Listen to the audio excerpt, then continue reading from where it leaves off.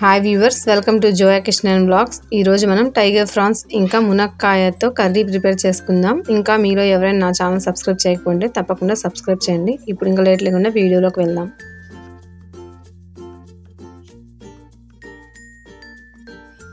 ముందుగా ఈ విధంగా ఫ్రాన్స్ని మునక్కాయని కడుక్కొని పక్కన పెట్టేసుకొని ఒక ప్యాన్ పెట్టి 200 ml వరకు ఆయిల్ వేసుకోవాలి. నేను 1 కిలో ఫ్రాన్స్ కోసం చేస్తున్నానండి. ఈ ఆయిల్ హీట్ ఎక్కిన తర్వాత ఒక పెద్ద ఉల్లిపాయ, 2 పచ్చిమిర్చి సన్నగా చీల్చుకొని ఈ విధంగా కట్ చేసుకొని వేసుకోవాలి.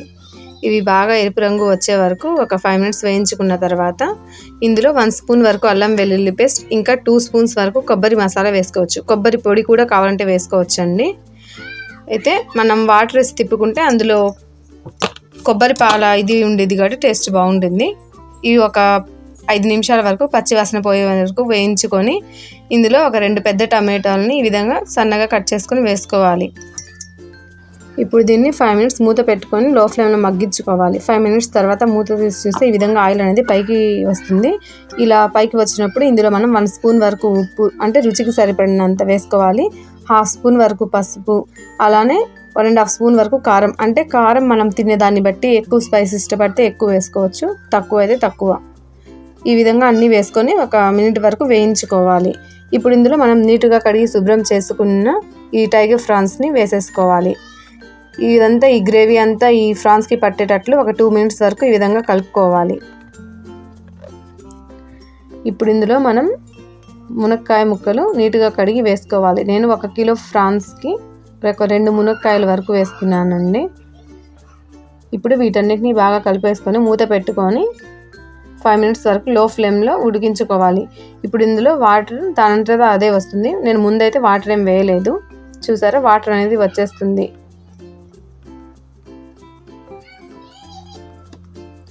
ఇప్పుడు ఇందులో మనం 1 స్పూన్ వరకు గరం మసాలా వేసుకోవాలి. దీనివల్ల రొయ్యల్లో ఎటువంటి నీసు వాసన ఉండదు, ఫ్లేవర్ కూడా చాలా బాగుంటుంది.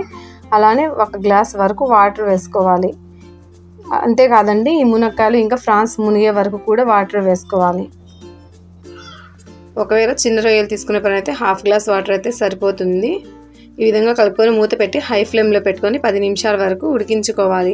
10 నిమిషాల తర్వాత మూత తీసి చూసి దీన్ని మరొకసారి కలుపుకొని మూత పెట్టి మరో 10 నిమిషాల వరకు లో ఫ్లేమ్లో పెట్టుకొని ఉడికించుకోవాలి. మనకు ఎంత గ్రేవీ కావాలన్నది చూసుకొని స్టవ్ ఆఫ్ చేసేసుకోవడమే. నాకైతే ఇంత గ్రేవీ సరిపోతుంది. చివరిగా కొత్తిమీర చల్లేసుకొని దించేసుకోవాలి. అంతే అండి, ఎంతో నోరూరించే టైగర్ ఫ్రాన్స్ ఇంకా మునక్కాయ కర్రీ అయితే రెడీ అయిపోయింది.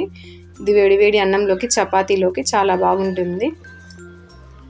ఈ వీడియో గురించి మీ అభిప్రాయాన్ని తప్పకుండా కామెంట్ రూపంలో తెలియచేయండి. లైక్ చేయండి, షేర్ చేయండి, తప్పకుండా ఛానల్ని సబ్స్క్రైబ్ చేయండి. Thanks for watching.